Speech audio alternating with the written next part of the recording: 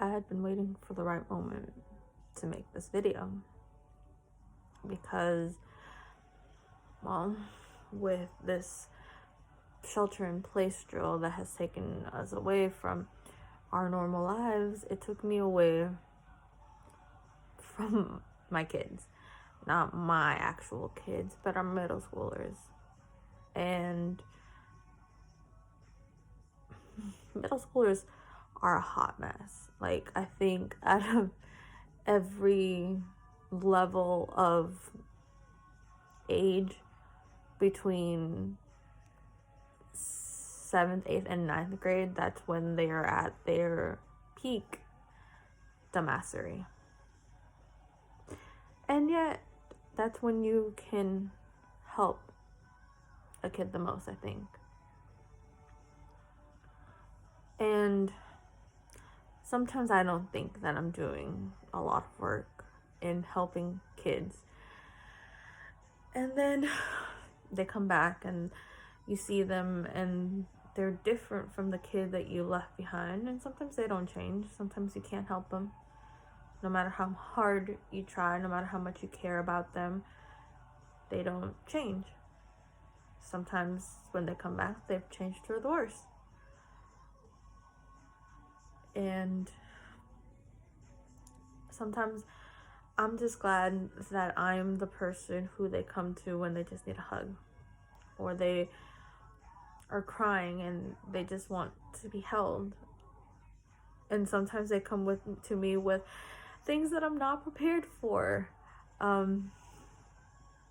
Things that if it were any worse, I'd have to report. But they come to me because I'm not on their back. I'm not their teachers. They don't have to listen to me. They come to me because they want to listen to me or because they feel comfortable with me. And I don't push the boundaries beyond of what they want to tell me. And that has come and been helpful to me because kids have come to me and told me things that they might have been afraid to tell anyone else. And I work with the most amazing group of people who do the exact same thing for these children, who provide safety nets and support groups for these kids who might not have that anywhere else. And I've been thinking about them since we left school, since we exited the building for the last time this year. They've been on my mind. I've been worrying about them, about their grades, about their mental stability, about everything. I worry. I know what it's like. But this week made me worry even more. You see, if you read the news, there was a young lady that was killed here in Marietta high school student. I knew her. I didn't have a great relationship with her. In fact, my relationship was better with her best friend than it was with her. But I remember that she had gotten in trouble once, and that's how that's how I usually meet my kids, because I have to sit in there and translate for their parents and stuff. She wasn't a bad kid. She just did things that teenagers are gonna do, And honestly, it was saner than a lot of the other stuff that kids have done. So she went missing. They found her body yesterday.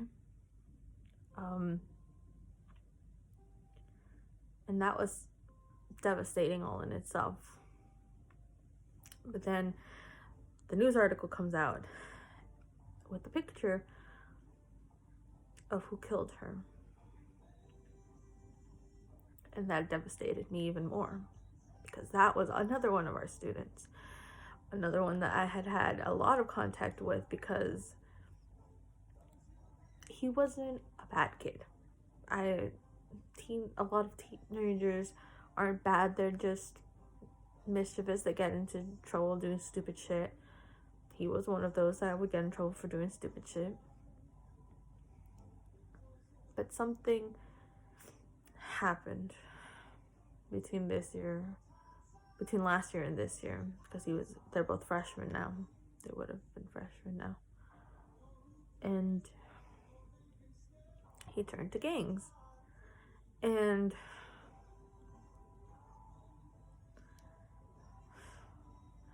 a lot of the people that I know have gone in that direction when they were preteens and teenagers. They talk about joining gangs, and a lot of them did join gangs. I care about those people still to this day. I worry about them. I don't know if they did join gangs or if they're still in those gangs. I don't know. I didn't cut communications off because I didn't care about them. They just became lost to me. In fact, I had a mix-up with someone who was in a gang. And, I mean, I probably wouldn't have gotten into that much trouble, but who knows what would have happened. So when I see that our kids get into that business, it hurts me, because they're usually very bright with beaucoup of potential and a life ahead of them, and they don't weigh the consequences. Lives ruined and lives lost, and lives gone. They don't understand sometimes what's in store. And I wish sometimes I could just shake these kids and make them understand that what they think is cool now, the people that they're hanging out with, it might feel like a family, but the people that care about you are the people who you least expected. And there's so many kids that I hear them going in this direction. I can count them in my hand. I can name them for you. I can't, because I can't give you the names of kids. But I'm devastated right now. I joined Marietta City Schools to help children. And now knowing that this happened, it both increases my drive and it makes me so, I don't even know how to phrase it,